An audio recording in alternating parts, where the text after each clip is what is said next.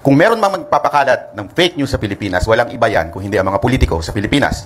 Unahin na natin ang ating Pangulong si Marcos, na kung saan sinabi niya na walang baril na pumasok sa KOJC Siege. Kitang-kita po sa social media, naka-live ang mga vloggers doon, may baril ang mga pulis na pumasok doon. Ako po, na andon, nakita ko ng aking mata na may dalang mahabang baril si Torre. Ang tanong ay ito, bakit ni isang mainstream media walang pumuna sa maling ito? Alam niyo ang sagot? Simple lang. Sabi nga ni Sir Verhel, organisado ang mainstream media. Organisadong hindi sila pwedeng magsalita kung walang utos galing kaya kanina sa taas. sabi nga natin, siguro kaya yung social media influencers ay nasasabing hindi organisado.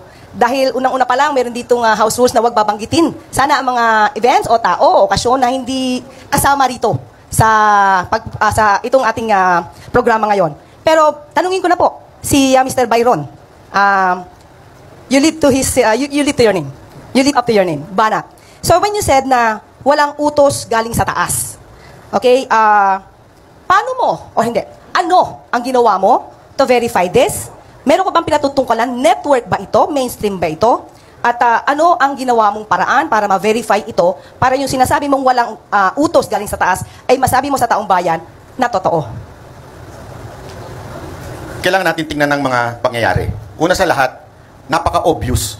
Obvious sa social media, lumabas, kung ito yung pinatutukuyan nyo, ma'am, na may baril po ang mga pulis.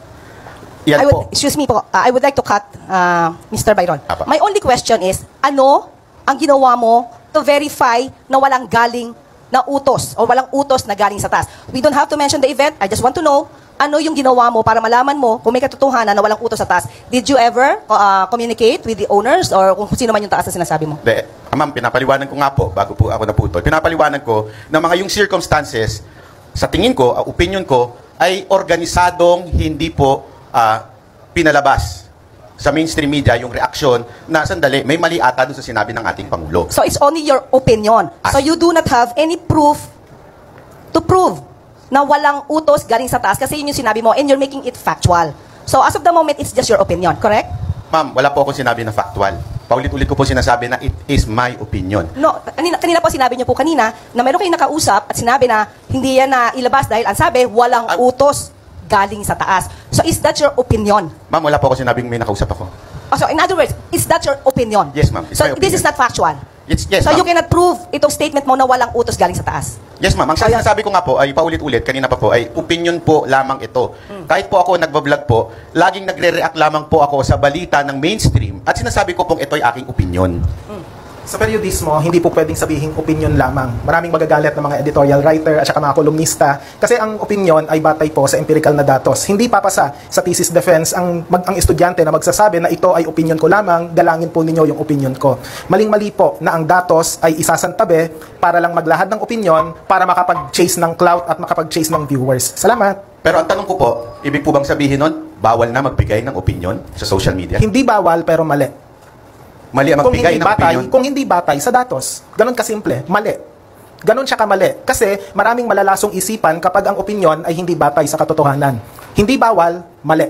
Ituloy ko lang sa opinion po. Kasi lagi po nating mukhang nagkakalabo tayo sa issue ng ang dapat ba ang social media ay maghatid ng news o opinion. Paulit-ulit naman po sinasabi na ang social media ay isa lamang pong opinion. Na, tulad ng sinabi ni Sir, mali daw. Hindi po mali ang opinion. Bakit? Kung halimbawa, sabihin ko na mas masarap ang pakwan kesa sa saging, opinion ko ito. Hindi mo pwedeng sabihin mali. Kung mas masarap sa kanya ang saging, hindi ko pwedeng sabihin sa kanya, mali yan. Kasi nga, opinion po yun. Sa social media, ganun din po. Meron lamang po kaming opinion at reaksyon sa mga nangyayaring news. At mula naman kay Associate Professor Danilo Arao. Team kasinungalingan o team katotohanan? Siyempre, katotohanan. May malinaw na pinapanigan ang periodismo at iba pang alagad ng media. Patuloy tayong magmulat, maglingkod at makibaka para makamtan ang ninanais nating makabuluhang pagbabago.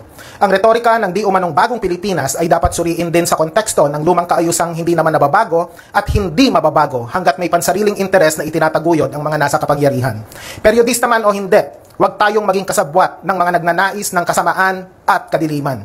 Huwag magsinungaling. Huwag abusuhin ang kapangyarihan ng media sa paghuhubog ng opinyong pampubliko. Ngayong halalan, ang makabuluhang boto ay hindi para sa mga sinungaling at magnanakaw, kundi para sa mga nagtataguyod ng katotohanan at katarungan. Kontradayang gabi sa ating lahat, maliban sa fake news peddlers at mga mandaraya. Salamat po. Maraming salamat, Ginoong Arao. Pakinggan naman natin si Banat Bay. ang nakakapagtaka lang dun sa buong topic kanina, ang dami nilang sinabi patungkol kay Lee Kuan Yew. Pero yung mismong sinabi ni Lee Kuan Yew ay hindi sila nagbigay ng argumento.